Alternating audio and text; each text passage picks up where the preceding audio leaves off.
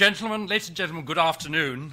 As James said, I have appeared once or twice before, and the SDI has invited me back just once more. And it obviously thinks I need some more practice at these things. Now, those who've heard of me from me before will know that my approach to accidents and anything that goes wrong at sea, particularly in the sail training world, is to learn from the lessons and not being in the slightest bit interested in apportioning blame. I'm also a great advocate of people sharing their experiences in what some people call near misses, those moments when something goes badly wrong and somehow we get away with it. In some ways, it's these incidents that provide even better opportunities for discussing them afterwards, but there is a problem.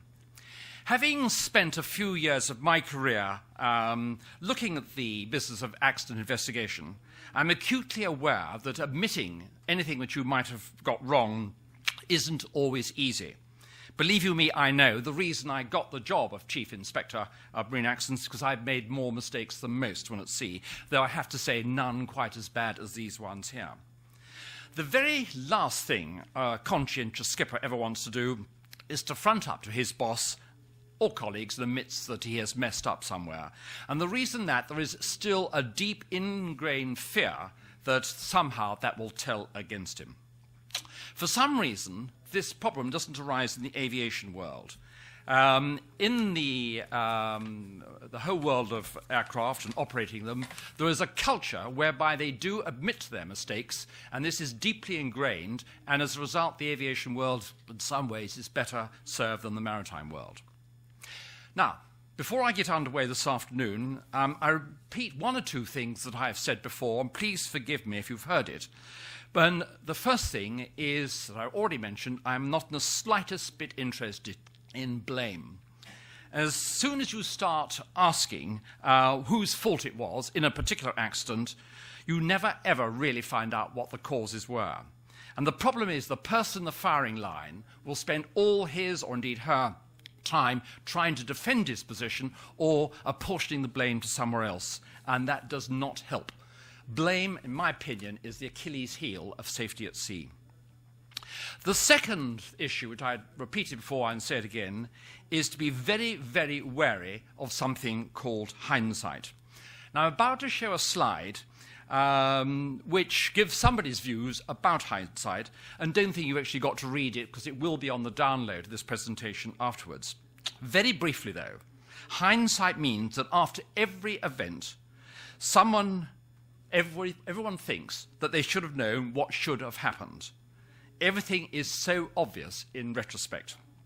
But what about the man on the spot who had to make the decisions but did not know what the outcome was going to be?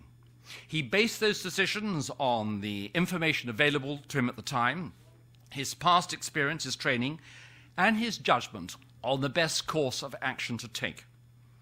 The good investigator will focus on that dimension rather than all the things which went wrong and became clear with hindsight. It is by exploring these earlier signs that we will learn the most effective lessons, and that's what I'm going to touch on today. And if you feel at the end of the day more inclined to say, tut, tut, tut, I would have never done anything like that, you have completely missed the point, and you will be distorting the real lessons. The third factor to understand in an accident is that they are never ever caused by a single event. But they happen over a period of time, sometimes a very, very long time, and we call it the accident chain. Now this slide demonstrates some of the basic ingredients of the accident chain. You will note, as these unroll one by one, that the human factor very often lies at the problem, at the base of everything which does go wrong. And the temptation to place blame, and there we go again, on a technical issue is almost overwhelming. The focus on the human factor highlights the need to learn from other people's experiences. Looking and discussing at other people's accidents and your own incidents is a surprisingly effective way of preventing something similar happening again. And that's why I'm here today. Which brings me to a picture of the open sea and today's workshop. I want to look fairly briefly at two very different accidents that had nonetheless one or two features in common. Both have featured in previous workshops, and I make no apologies for returning to them today, but in both instances, further information has come to light in the last 12 months since we met in Aarhus last year, and I think we can still learn from them. And the aspect of both accidents I particularly wish to highlight and explore today can be summed up in two words: decision-making. Decision-making as a command function. I have in mind the sort of decisions made by the person in charge other than the minutiae in life. I'm going to put up an example of a decision made in extremis. It is actually a quotation of Admiral Lord Nelson, if I can come it up, before the Battle of the Nile, and he had to decide whether to go in and attack the French or not. Had he got it right, he would have had a peerage, and had he got it wrong, he would have been buried in a coffin in Westminster Abbey. That is the extreme of decision-making. Now, what is new this year is there are two official reports have come out, and the first of which is the sinking of the Bounty in Hurricane Sandy off Cape Hatteras in October 2012, with the loss of 2 lives and 3 people were seriously injured. Although the Bounty was not as such a tall ship used for sail training, many of the lessons relate to our business, and it is worth taking a close look at what went wrong on that occasion. What is new this year is that the 2 official reports of the accident have been published. The first, the official NTSB, or National Transportation Safety Board in the United States, came out in February, and a somewhat longer Coast Guard report was published in June. Both are available in the internet and are worth looking at. The reference on the slide there will be included in the downloads, so you don't have to write them down now. All I will say at this junction is they both make very sober reading, and you will come to your own conclusions as to what the lessons are when you do so.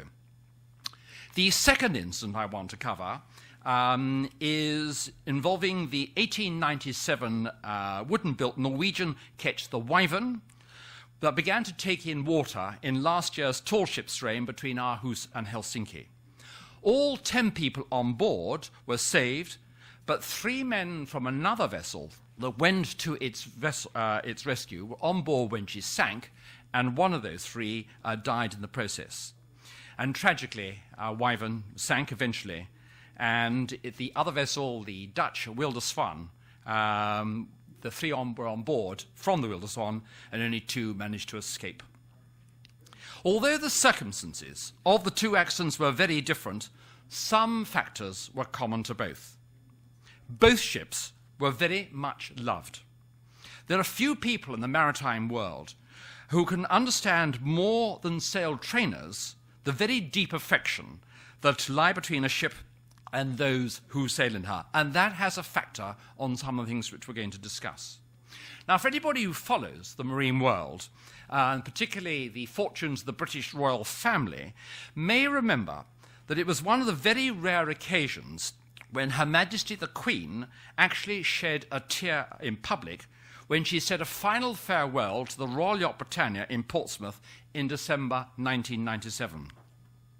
And as a bit of total trivia, when she was piped ashore for the last time at 3 on a December day, all the clocks on board were stopped at that time, 15:01. Nothing to do with sail training, but an interesting fact all the same. Affection for a ship will sometimes lead to people taking a risk too many. And the other common factors were, they were both made of wood, both propelled by the wind, obviously, and they had to be abandoned. They sank as a result of taking in water, and both involved loss of life.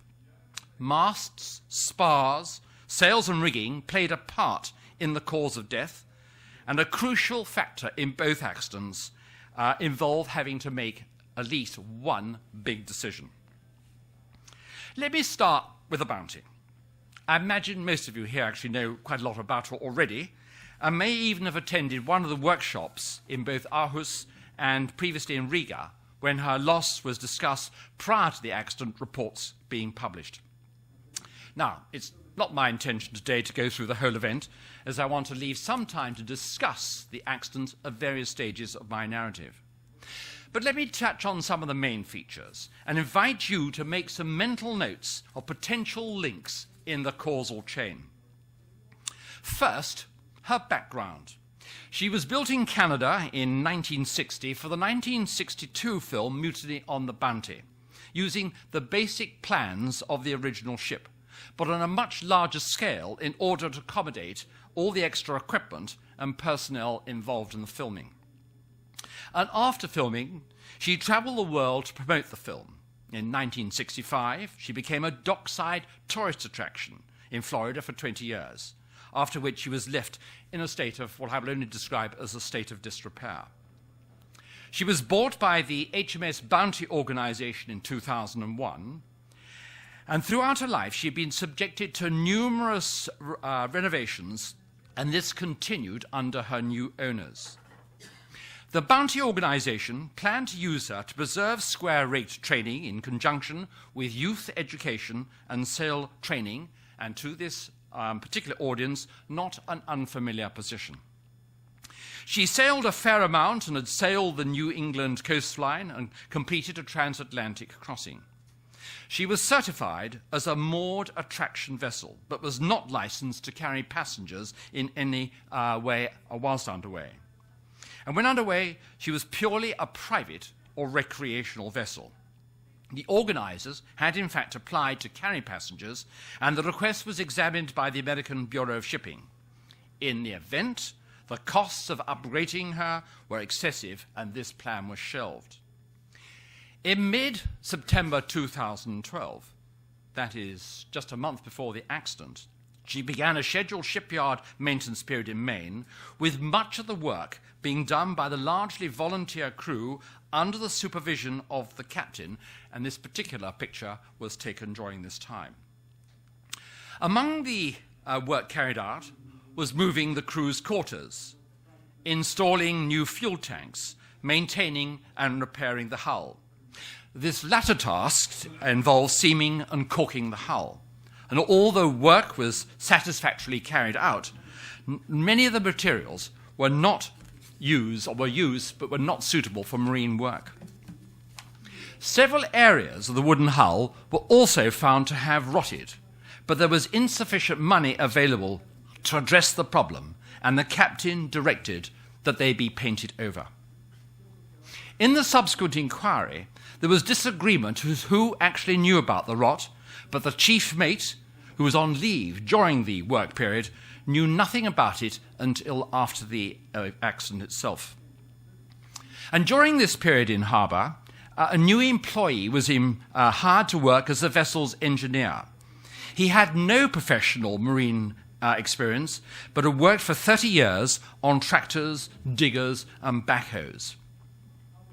With the shipyard period over, the Bounty had a commitment in New London. But before so, there was a chance for the Coast Guard to inspect the work done. But because she didn't require one as a tourist attraction vessel for 3 years, it was never carried out. And as I said, after the particular work, she had two commitments. The first was a day's visit with the United States Navy of cross-transferring personnel, and then going on down to St. Petersburg in Florida for the next commitment on the 10th of November. On the 24th of October, a tropical weather storm called Sandy had been upgraded to a hurricane and was positioned in the Caribbean and predicted to head north. The forecasts were predicting it to be a very bad storm, but could not at that stage predict what its track was going to be. On the 25th, on completion of the New London commitment, the Bounty's captain was faced with a decision. His next engagement was in St. Petersburg on the 10th of November. It was a Thursday, and a large hurricane was brewing off the east coast of the USA. The decision on what to do was his and his alone. And two other things. first the crew. His normal crew for an at-sea passage was between 20 and 25 people. On this occasion, he had 16, of whom only the captain and 4 others had more than 2 years' experience in a tall ship. Secondly, in normal conditions, Bounty had a reputation for taking on water and normally had to run the pumps once or twice during every 4-hour period. Now, the question I ask of you is, given the situation that I have just described, what decision would you take? What would the factors would you take of? And I beg of you, do not use the benefit of hindsight. And at this stage, I'm going to pause. Anybody here, not knowing what's going to happen, tell me what should be going through your mind, not the captain's, your mind, as to what you're going to do. Anyone like to come up? Any ideas? Sail? The question is either to sail or not to sail. Correct. And if not to sail, then what? And then there's a couple of choices from then on. So, decision of to sail or not to sail. There was at least a prospect that the Sandy would make a landfall in or close to New London. Where is the safest place to be? What would you do, and what should be passing through your mind? Any thoughts? Stay put? What are the dangers about staying put? Decision making. You're the captain. Take damage at the dock. The surge could be such that you would float over the dock, that you could break loose from the dock, that other vessels in harbor could break loose and come down on you, all kinds of damage to the vessel. Right, the reply to that question was all sorts of damage to the vessel, possibly to the dock as well. Fairly succinct appraisal of that particular inclusion. Anything else anybody else would consider to sail or not to sail? Sorry, one at a time. Revenue? Okay, the revenue is an issue. Which way would that affect you? Objective to try and make your next objective. Bearing in mind there's a hurricane on its way up the east coast of the United States. Line number 4 there, crew short-handed and inexperienced. Okay, you're taking into account the crew short-handed and experienced. What would that persuade you to do? You wouldn't go. You wouldn't go. But why? Because so you're going to go out into a bad sea, high winds, and if your crew are inexperienced and you're even short-handed, you're not going to be able to handle the conditions. The reply to that, short-handed crew, high winds, high seas, the crew would not be in a position to handle what was going to come your way. Who would agree with that analysis? You don't have the benefit of hindsight. Quite a lot of you. Who would decide to go to sea? And when you've got to sea, you can do 2 things, or 2 basic things, or actually 3 basic things you could do. Do you want to know what those 3 are, if we went to sea? Might as well list them, yes. Want to suggest? Yep. Well, one would be make for another port. Right. Might be safer, less on the track, provide more options for mooring the vessel, safety, more protection. One would be to get far enough offshore and out of the track of the storm so that you did not take the full force of the storm. And I don't know what the third one would be. Right, 2 of the solutions there. One was to go and find another port where perhaps it would be safer than where they were. One is to go out and ride out the storm. Is that what you were saying? And the third one is probably actually go and try and get round it somehow, which is a variation on that particular thing. Would anybody agree or disagree with those options which are now coming up? There are options, but you've got to think about your speed that you've got available to you to do it. Speed available to get to do it. The Bounty, basically, under this particular captain, liked to go everywhere under sail.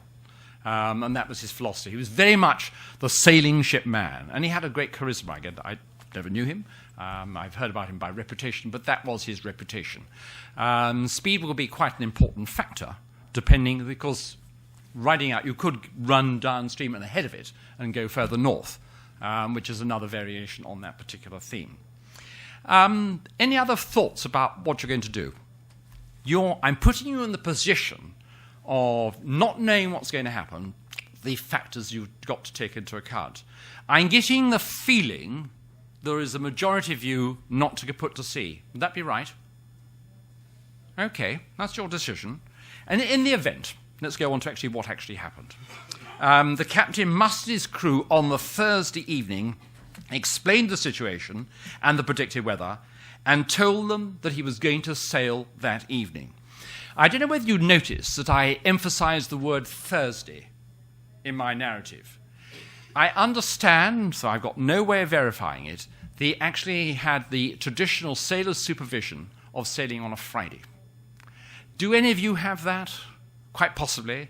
But when it comes to an important decision like that, how strongly does that superstition actually affect your judgment? I don't know the answer, but that is something which might go through your minds as well. He also added, when he was talking to his crew, that if anybody wanted to leave the ship before departure, they were free to do so without any bad feelings whatsoever. He then added that if they did do that, they'd have to pay their own passage to get down to St. Petersburg. And nobody left. One of the reasons they gave is they knew they were short-handed, and they didn't want to leave the ship even more so by their absence. They sailed 1 hour after that particular briefing. Would you have given the crew that short notice without taking some of the precautions? I put that question to you as well. Don't forget, you do not have the benefit of hindsight. You've briefed them, you've obviously explained what the situation is, and you concluded that you need to get away as soon as possible. Wise move or not wise move? Yes? I find it very strange to give the option to the crew. They're not likely to be able to understand what's going on. So, in one way he says, I'm sailing so I'm confident, and the other way he says, but if you don't like, I don't understand it. The point made there was a lack of understanding in why he gave the crew that option, to sail or not to sail. Did he mean it or did he not? Would you have done that thing? Again, there's no correct answer, but it was a very short notice. If you were sailing at that short notice and you were the chief mate, what would you wish to do in that 1 hour you had available? I don't know what he did. I'm just asking you. The thing is, if you decide to sail, then you need everybody on a high level of, how you say, awareness. So you want to you want them to be at their best. And I can't hardly think of any reason to put some doubts in their minds. But if you don't, I can't see a reason for doing that. Very much making the point, sowing doubts in people's minds on this particular occasion. I just venture a clause. If you're going out in some very, very bad weather, what precautions do you take on board with those sort of options or predictions coming up? How good was all the emergency equipment? How good was this new engineer? How familiar was he with the equipment, pumps, etc.? Those are all factors, and 1 hour does not give people very much time in order to do these checks before this bad weather itself. And in the meantime, Hurricane Sandy was swirling away off the Bahamas at that particular time, and it was heading north. Now, I'm not going to give you a blow-by-blow account of what happened, but the captain decided to head south towards the approaching storm while he monitored its movements. He did not know which way it was going to go, but by hearing what the reports were, he could make a judgment on how he was going to play it. He used his engines on this occasion, we've already talked about speed, to position himself for what was to come. The actual weather was actually fair for the first 36 hours or so, and various preparations were now being made on board, including the rigging of safety lines. Now, later on the 26th, all forecasts were indicating Sandy would change direction, in other words, make a left-hand turn and make a landfall on the New Jersey coastline. And faced with a decision on what course to steer, what would you have done? Head towards the eye, to the east of it into the dangerous semicircle, or west into the less dangerous semicircle, but on the left, on the land side, and in the forecast path. Which, as you making a decision, still not knowing what's going to happen, what would you do? Who would go further to seaward, into the dangerous semicircle? Anybody? Hands up? Nobody. Who would go straight for the eye? Nobody. Who would go to the landward side of the hurricane? 2, 3, 4, 5. 5 of you, which makes approximately 38 of you who hadn't decided at this stage. Very difficult decision, because if you go on the landward side, you are then squeezed between the hurricane and the land. You haven't got that seaward. The captain actually decided to go to the right, to the landward side, even though it was in the less dangerous semicircle, and it was going to be the land on to the starboard side and the hurricane to port. He made it on the assumption that the hurricane would stay offshore. Hurricanes, the one thing you know about them is they are totally unpredictable. Now, what I will ask at this stage, are there any factors that you would consider heading in that particular direction on that side? The sea by now was getting up. What would you expect from the ship and your ship's company? Any thoughts about what you're anticipating? Yes. I would expect to have the captain give the second thought on his first decision. I mean, you talk about going straight into the ice, talking about going to the land, but we didn't talk about, I don't know this situation. Can you go back? Can you go back to the port? Can you go back to another port up north instead of still south? Right. The answer in that particular view is there was still the option of turning round, either returning whence you've come, bearing in mind he's already been at sea for 36 hours, or further north to other options. Those are the sort of thing. May I just put it to you, this is a huge storm. It was actually about 1,000 miles across. What effect is it having on a ship, which is a dockside tourist attraction? She's in a heavy seaway, and she's going to be making water. And you're Correct. going to be working hard. Correct.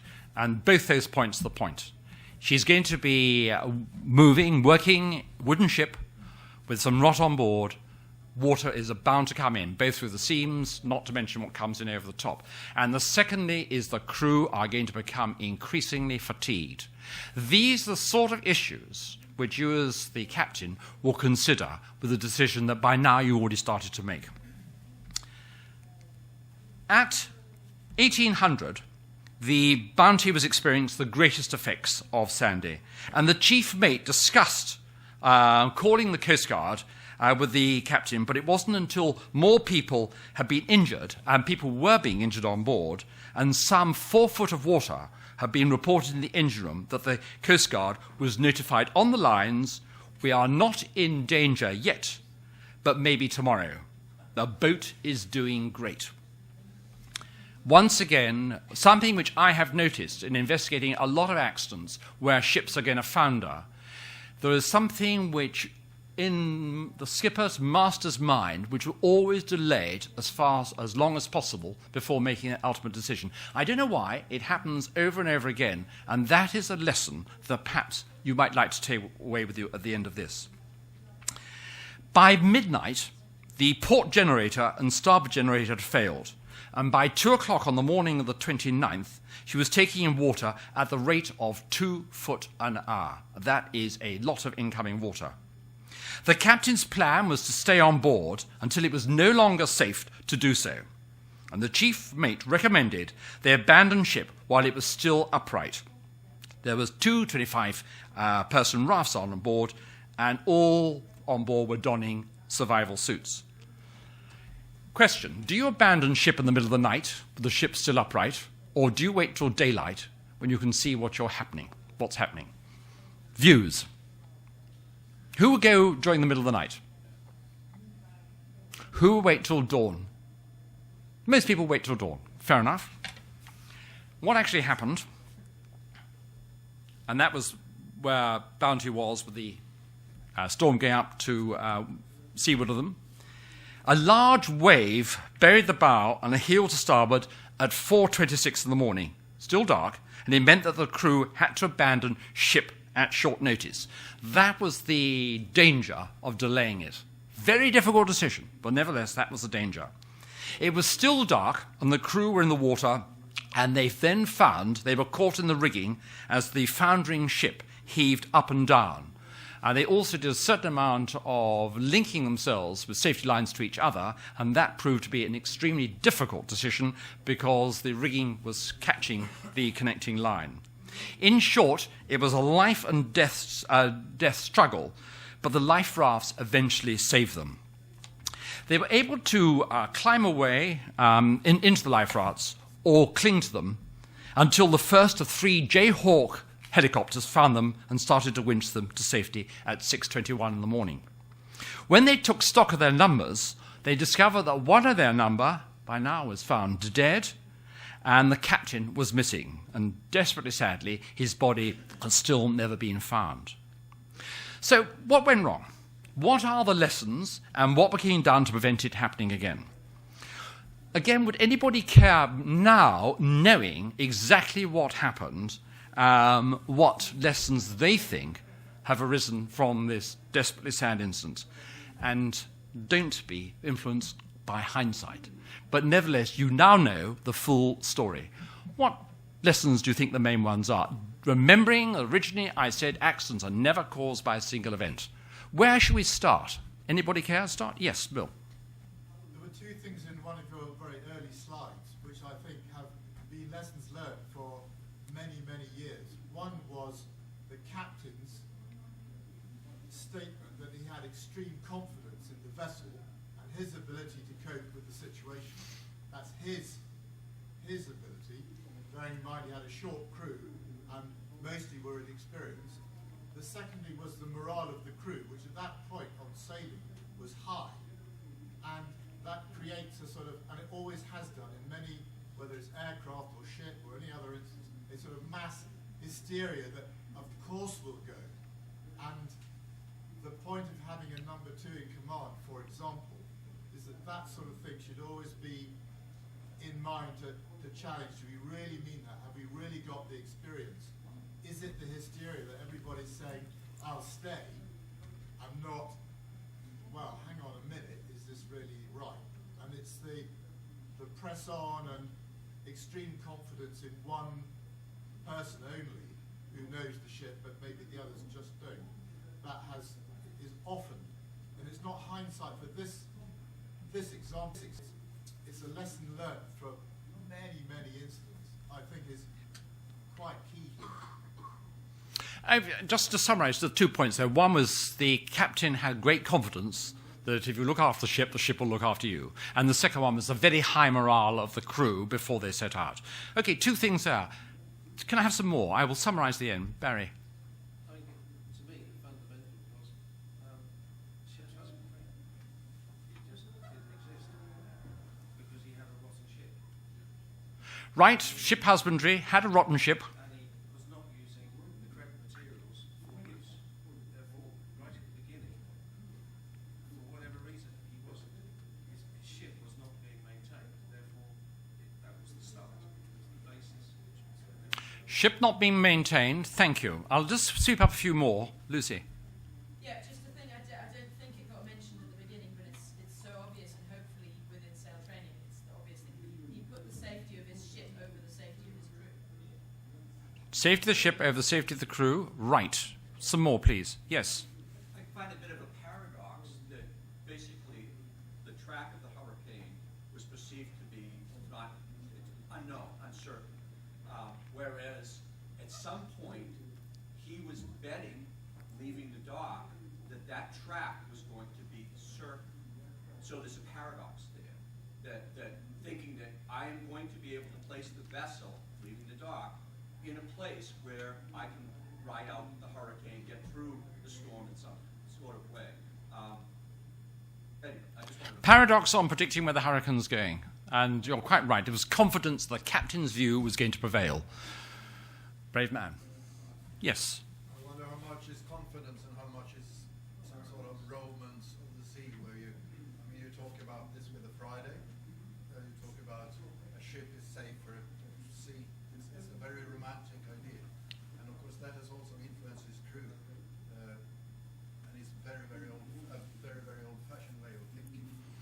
Yes, competent crew, old-fashioned.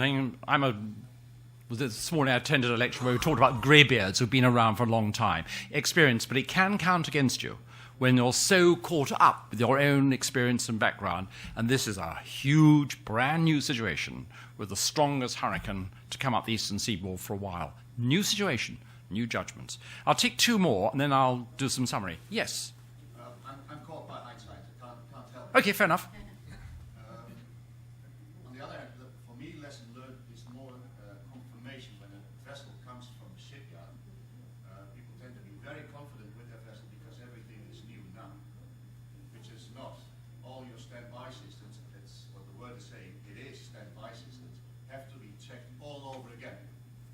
The ship is new, and that means you have to start all over with all situations again. And here, everybody was very confident because the ship came off the shipyard, so it must be very good now. And a ship coming off the shipyard is not very good, but it's very fragile. Comment about a ship emerging from a work period in harbour, maintenance period, call it what you will, has to be checked out before she can go to sea again. Point made. I'll have to take one more. Yes. The same in general, he was going out in an unseaworthy ship, not checked by Coast Guard, avoiding supervision or okaying of the state of the ship. The ship was put over the crew. The reason to go out was the danger of losing the shipping alongside that prevailed over the lives of the crew. So the priorities were a bit set wrong. Quote about the priority set wrong. He put the ship before the crew, and he had, my words, a commitment to make. Let me just summarize. In my telling of the story, just remember I went back to 1960, making for a film. Actually, the problems almost started from that day. I don't know what the build requirements were, but she had a checkered career after that, including a lot of time with just being left alone. And she was a dockside tourist attraction, even though she'd done the transatlantic. And those of you who come from organizations which have some older ships will know how much it costs to keep that thing going. This was being done on a shoestring, and repeatedly they did not have enough money to do something. That, frankly, is a warning bell. No reason why you shouldn't use it, but it's limiting your options. And so right at the word go, there were limitations. And when they discovered rot during that final work period, as I understand it, and I can't discuss it with the captain, who sadly is no longer with us, he made apparently a conscious decision, was just paint over it. If you're ever in that position, and you're either a member of a crew or a captain, I leave you to make your own judgments as to how that's going to make your future commitments to what you're going to do. And then the decision to sail on that day with a short-handed crew. Again, in retrospect, I bet the captain would be the first person to admit that was not a very good decision. The best answer of many extremely good answers I've had was from Yusa, who said, if she stayed alongside, it would be damaging the ship, damaging the jetty. No mention of damaging the crew. That was the point. Those of you who have ever seen damaged vessels in a hurricane in the Caribbean or whatever it is will know ships can be badly mangled up, but the crew are all ashore. And that was what was required here. So the decision to sail, in my opinion, with now the benefit of hindsight, was the wrong one. I have no doubt at all she would have been damaged, but hopefully not dramatically. But the crew would have survived. So what I want you to do now is not to go over necessarily my conclusions, but go back and you think it through as to what instances you'll be taking into account before you make a macro decision. Okay, this was bad weather. There'll be equally things in other areas in what you'll be facing in the future. And so, once again, to sail or not to sail, that was the important question for the Bounty. The material state of the ship, it was not good, and she had a reputation for making water. The number and experience of the crew was dangerously low for what they were going to tackle. And the state of the onboard equipment, for instance, they hadn't even tested some of the pumps on board, which were new. So a lot of things. And again, we've already touched on the knowledge of hurricanes. Hurricanes are unpredictable. and the preparations for bad weather. Once again, limited, but not enough time to do them all. Now, I'm going to go on to the second accident, which is the Baltic C1, which is a fatal accident involving a ship which sank and one person on the rescue commitment lost his life. The two vessels involved in this particular occasion were the Norwegian ketch, the Wyvern, and the Dutch topsail schooner, the Wilde Swan, and both were participating in last year's Baltic Sea race from Aarhus to Denmark, in Denmark to Helsinki in Finland. Now, I thought long and hard before deciding to include this particular incident, but having scrutinized both the Dutch Safety Board report into the accident, published incidentally only 2 months ago, and seen a 6-minute TV clip that appeared on Norwegian television, I felt there were quite a few valuable lessons that are worth discussing this afternoon. Now, the Norwegian TV clip can be found on the website on the right. Don't bother to write it down. It will be included on the download. But it's actually worth looking at and showing it to your crews and see what lessons they feel you can comes out of it. Now, when it comes to reading these reports, or any accident report, I tend to think as an inspector of accidents, not as a participating member of the crew. And putting it another way, as I've already touched on, I don't use hindsight. I always put myself in the position of the people making decisions, or wherever we've got to in the narrative. And I look for events that contributed to the accident and any striking lessons that might emerge. That is the way that I view an accident report. And this particular event was no exception to that philosophy. And the one observation that I will make at the outset, as nearly all the comments are concerned with the efforts made to save the Wyvern, and I will only briefly touch on the causes and lessons of the sinking itself, though there are one or two quite important ones there. So let me very quickly take you through the basic narrative of what happened, and in so doing, I'm going to touch on two, possibly three events which are crucial to the events which eventually came for the decision-making. Now, very broadly, the Wyvern was a beautiful, restored Colin Archer ketch built in 1897 and operated by the Stavanger Maritime Museum.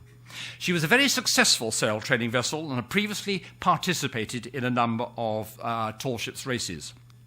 On this occasion, she was 2 days into the race when, at about 4:45 on the 11th of July last year, her crew discovered she was taking in water. And at 5:21, only about 40 minutes later, the captain sent out a mayday, and the water level was by now above the floor plates. The Swedish Air and Sea Rescue Service went to our aid, as did a number of merchant ships and fellow race competitors. Now, among those who responded was fellow race participator, the Dutch topsail schooner, the Wilde Swan. And the key objective on board Wyvern at this stage was to ensure the safety of all 10 people on board, just reflecting on what we were talking about with the Bounty.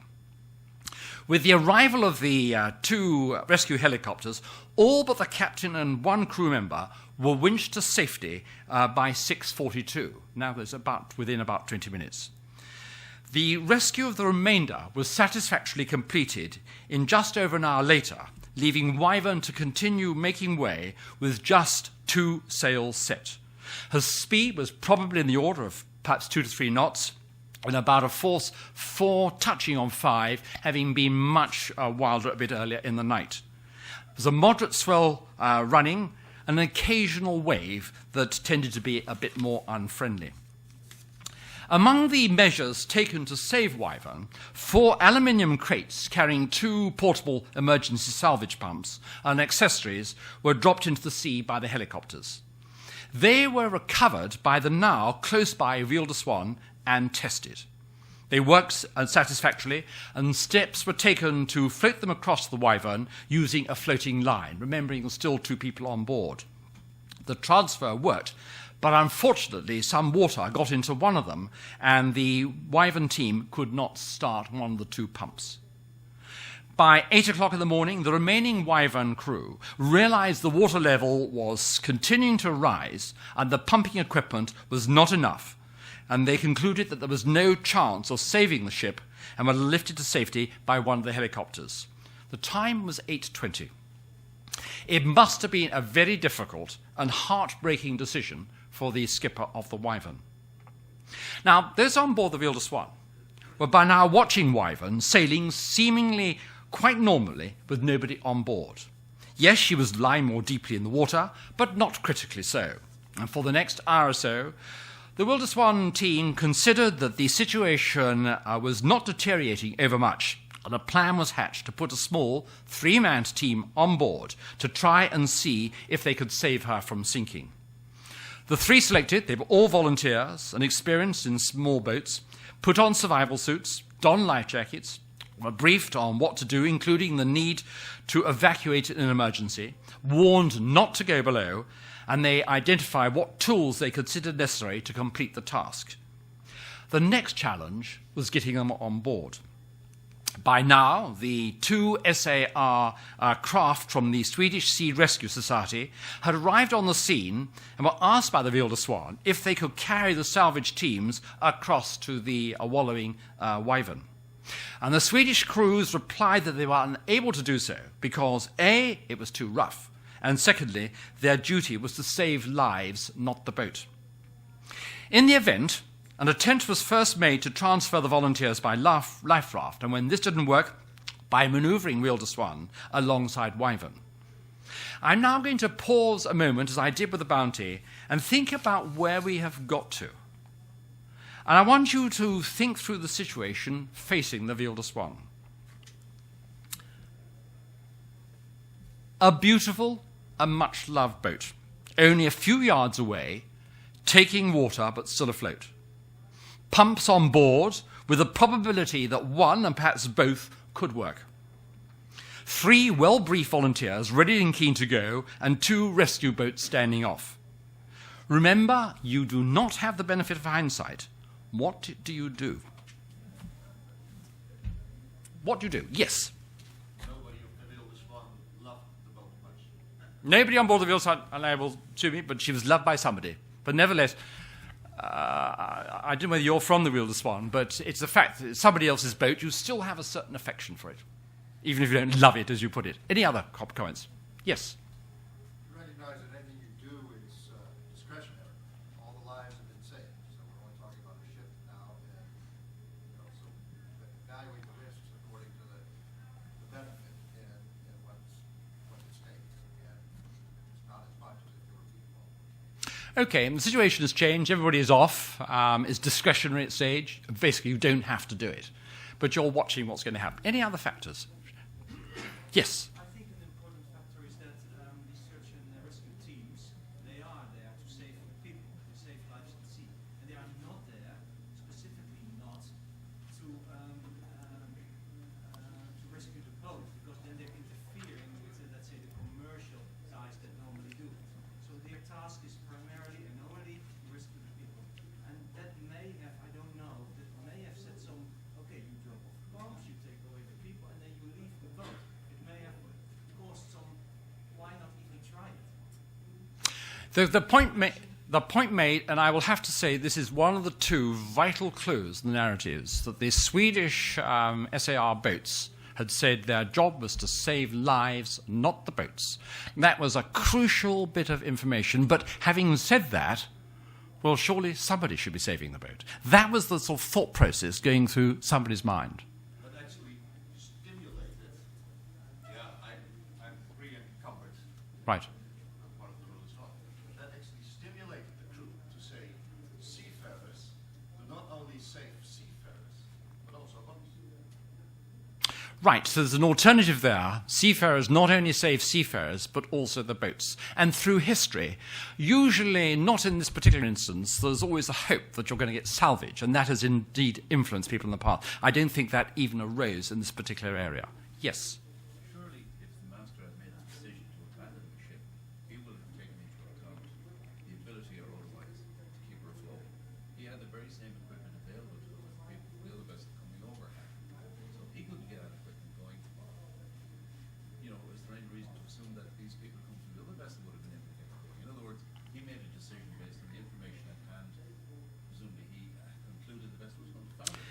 The second of the 2 points I was looking for. The skipper of the Wyvern had made the decision that that vessel could not be saved. The priority to him was saving the life. Those were that and the search and rescue craft from Sweden were the 2 crucial bits of evidence made available to Wilde Swan. There was a third one, yes. The Wilde Swan crew had run the engines. They knew how to run the pumps. But the Wyvern people did not, because they hadn't run them. So you have to remember that the Wilde Swan people hadn't run the pumps. They knew how to. The third point, which is on the other side of the coin, is the Wilde Swan team had already tested the pumps and had made them work. So they felt that they had an advantage which the Wyvern team did not have.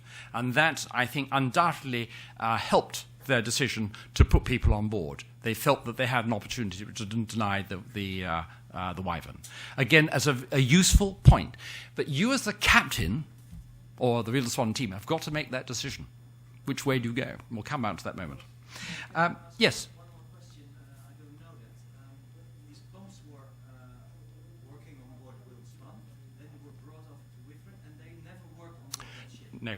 As I understand it, they were both dropped. The four aluminium crates were dropped by the aircraft, picked from the water by the Wilde Swan. They then tested them. They both worked okay. The problem is how do you get them across to the Wyvern, which they did by line. When they were picked up this other side, they made one work, but the second one did not, because there was some water inside the crates, I understand it. But the Wilde Swan team felt that they knew how to correct it. They were that confident. Skipper of the Wyvern took the decision to leave the ship, then that was when this one pump was working continuously already. It was working, that was pumping. As the question is, when the skipper of the Wyvern left the ship, was one pump working? I understand the answer was yes. But the second one was not. But the point is, the water was still making. It was still coming up. Yeah, that's right. If it was still making water without any pump I'm sorry. running, that's He made the decision that he could not save the ship, hence the decision to evacuate. So you've now rigged your team in survival suits. They've got life jackets on. They've been thoroughly briefed. You now come alongside the Wyvern. What is your decision? You're going to put those people on board or not? Any views? Let's have somebody who's not yet raised their hands. Yes. So, leading up to the sequence, are the conditions remaining the same? Are the sea conditions remaining the same? Are they increasing at this time? Do we know? The answer, were the conditions the same, as I understand it, there was a steady improvement in the sea conditions, but with the occasional lumpy wave, which was still affecting them from time to time. But conditions are getting better, also getting lighter. Yes. The decision is surely, I mean, the skipper's got off, the original skipper's got off, he's made the decision he can't leave the boat. So if you're now on the Wilde Swan, deciding whether you can save the boat, well, I mean, to be fair to somebody in that decision, they're looking at board of victims stage, there's been many boats, as we all know, blown in with still floating and people have got off them. So is it unreasonable to think that they possibly got on save the boat? It's an awful decision, isn't it? The point has been made that there'll be many instances where people have saved the craft. It was not an unreasonable position to be made. The problem or the challenge I put to you, you have got to make the decision, yes or no. We've had very conveniently arguments in both ways. Yes. Excuse me, but what is left out is that between the evacuation of the Norwegian skipper and the putting on board of the crew was 1 hour or 1.5 hours of observation, and the weather improving and the ship not slowing down any further. It was not like the minute after the skipper was evacuated, these people were out. The point was made that they had an hour and a half between the Wyvern crew getting off and affected the decision to go on board, with no apparent deterioration, I think is the point you're making. There was a view, let's give it a go. That was the decision which Wilde Swan faced. So let us continue the story a bit further. Wildeswan is manoeuvred alongside Wyvern and the 3 volunteers board. They start to bail using buckets and manage to get one of the pumps working. One of them had been assigned as the communications number with Wildeswan, and he too turned to help the bailing with the buckets. And after a while, they reported back to those on board Wildeswan they thought the water level was reducing. And then, when they believed to be making progress, a larger wave than experienced so far washed over the deck. Realizing the danger, they collectively decided to abandon ship and inform Wildeswan of their intentions. Almost immediately, a second large wave broke over the stern, filled the cockpit, and made the need to evacuate even more urgent. And Wyvern sank with what everybody agreed was almost unbelievable speed. 1 volunteer had made it to a life raft, the second landed up on the sea, and the third was never seen again. He almost certainly became caught in the rigging as Wyvern sank beneath the waves at 9:37. The subsequent search for the missing man was proved unsuccessful and was called off 2 hours later. A tragic end to a very tragic story. Now, I could end the story there, but to do so would mean that we never learn the right lessons. To complete the story of actually what happened to the Wyvern, the body of the missing man was located using underwater cameras 3 days later, and subsequently he was recovered. The vessel itself was salvaged from the seabed in early August last year and shipped back to Stavanger and then Denmark for repairs. I have since seen a report that states the cause of the foundering was found to be fractures in 3 keel boats. I have no means of verifying this, and merely observe that if true, it introduces a new dimension to how wooden boats are surveyed and maintained. But of course, the story does not really end there, for other sail trainers in particular. Painful though it is for the owner, skipper, and crew of Wildeswan, there are lessons to be learned from the tragedy. And my first question to ask you, if you can spot what the 2, perhaps 3 vital clues in the narrative that were crucial factors in the information available in the moments before the decision was taken to board the flooded Wyvern. And I have to say, as I hoped might happen, we've got there, or 2 of them certainly. The first was the decision by the Swedish rescue craft not to put anybody on board to save a ship. The second one was the decision by Wyvern's skipper that he could not save the ship and evacuate all the crew. Crew first, boat second. The third one, we sort of got there, but it was half in the photographs. The ship was still filling up with water. Unlikely it would stop. Just imagine what the stability of that flooded vessel is. It doesn't take very much to knock it over. And they had 2 sails set. So it's a very dangerous situation, and it's getting more so. So you're looking at a blank screen at the moment, and the aim is to fill the 3 factors I have in mind. And in fact, I think they are all coming up. I'll get there in a moment. Which we've covered. So tick on the box. So what lessons are there to be learned from the actions taken on board the Wyvern, which I haven't really touched on at all so far? And then take a collective view. I'm interested to see if my thoughts match yours. What went well on board the Wyvern? They spotted the flooding, and I don't know what the watchkeeping system was, but suddenly they discovered water. And it's not the first time that we've had an accident to review in one of these conferences where discovering the flooding at an early stage had a great and positive bearing on the outcome. And that means checking out below decks as well as up top, particularly during the dark hours. There was rapid assessment of the potential dangers involved. And again, I don't know exactly what happened on Wyvern, but the fact is that they got everybody off. And that decision to evacuate in good time was absolutely crucial to the survival of those 10 people on board. The attempts to save Wyvern, this is Wyvern's crew now, was sensible and realistic. 2 people kept on board, and once they had the pumps. Now, do you agree with that assessment that was a good thing? They felt they could rescue the ship itself. Yes or no? Does anybody disagree with that? You have to be there. You have to be there. In my opinion, I'm putting myself in the position of Wyvern's skipper, who I don't know. He felt there was still a chance, given that extra equipment. He had not yet reached the decision, we've got to get out of it. And I would totally go along with that decision. You might disagree, but nevertheless, when you've got a ship sinking underneath you, or potentially sinking underneath you, safety of the crew, one, can you save it, but make the decision when enough is enough. And I think he got that one right. And the decision to abandon ship at that particular moment. So, full marks to Wyvern.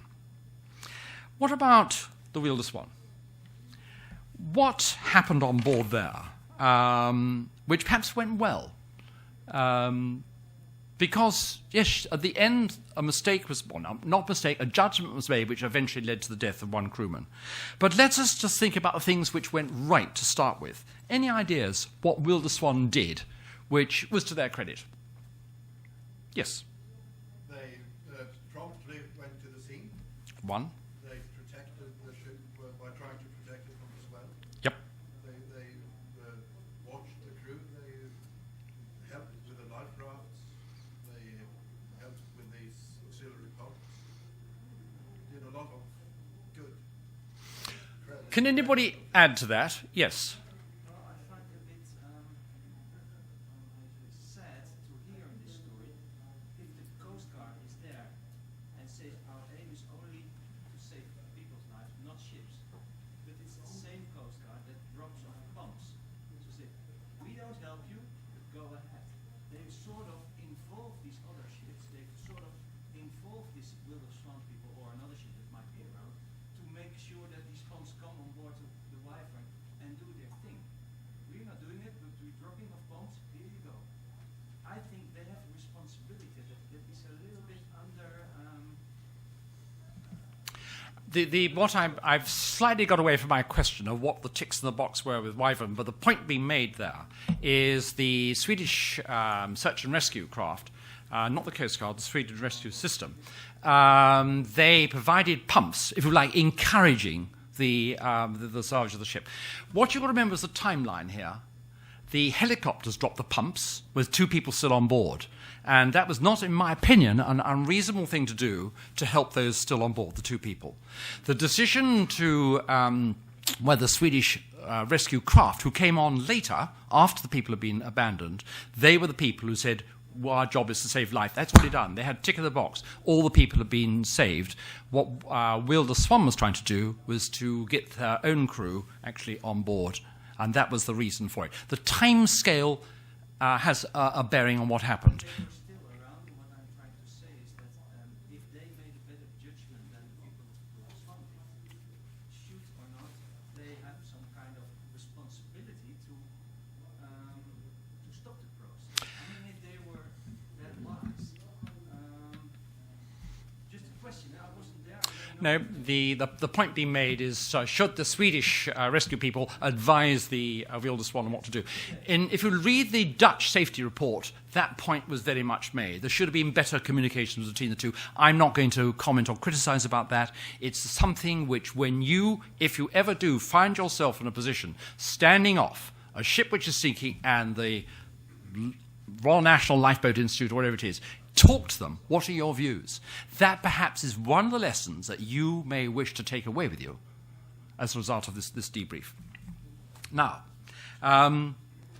what actually happened is these are the things which, in my opinion, went right. And in fact, you must have been looking over my shoulder because as you were recording them, they actually all align with my thoughts entirely.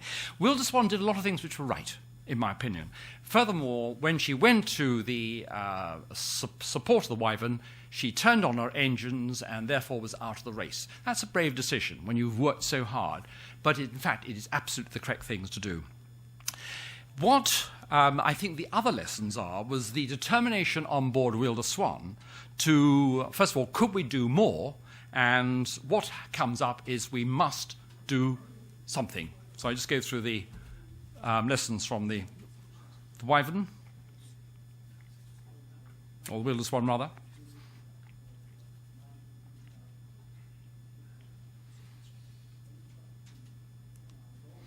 Yes.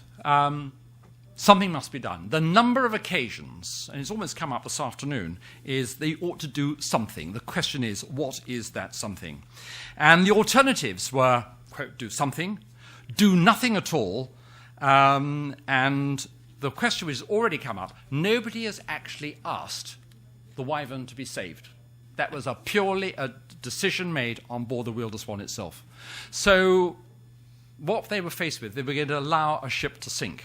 And that rubbed very hard, because they at that stage did not know what the outcome was going to be. So if a decision is made to do something, what are the risks and limitations? And you may or may not think that the Wielder Swan actually did all the right aspects. So the question that you might make is everything from what happens if the pumps didn't work, even though they had been working earlier. The rapid sinking, what would you do if she sank very fast indeed, bearing in mind the sails were still up? Again, was that part of the risk assessment? Masts and rigging, I say, well, potential hazards. Past experience in a rescue situation. Going on board a sinking ship is not for the faint-hearted. It's a part of one's experience. You think you can do it, but actually it is a very hazardous occupation. And the role of the communications number. His role, perhaps he should have added to that, you are there to keep an eye on what's going on. And if you see something which is potentially dangerous, he's the person who gives the warning. What he actually did was get involved with the saving of the ship, with the bailing on.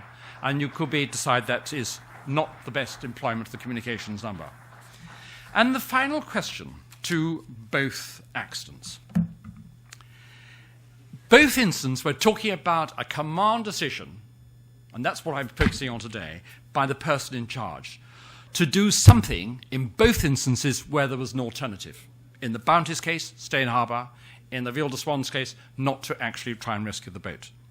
And the problem is that the consequences of decision were actually taken before they knew the outcome, and it is only in hindsight that we can make the judgment that we're wrong. In each case, the alternative decision was taken to sail and put people on board. And in each case, the result of that, people lost their lives. Every life lost in a sail training vessel is a tragedy that actually affects every one of us. The mere fact that we're discussing these things, for which you all know the basic outlines, is how it does affect the sail training world.